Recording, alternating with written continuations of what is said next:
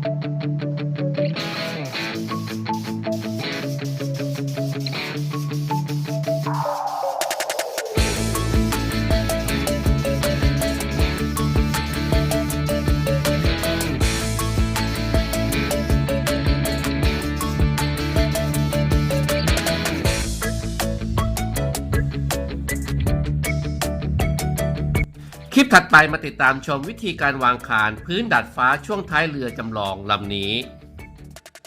มาถึงช่วงท้ายคลิปกันแล้วขอแนะนำรูปแบบเรือสวยๆที่มีความยิ่งใหญ่อลังการงานสร้างที่เป็นเรือจากทุกประเทศทั่วโลกโดยการคัดสรรนำแบบเรือที่มีชื่อเสียงมีเกียรติประวัติ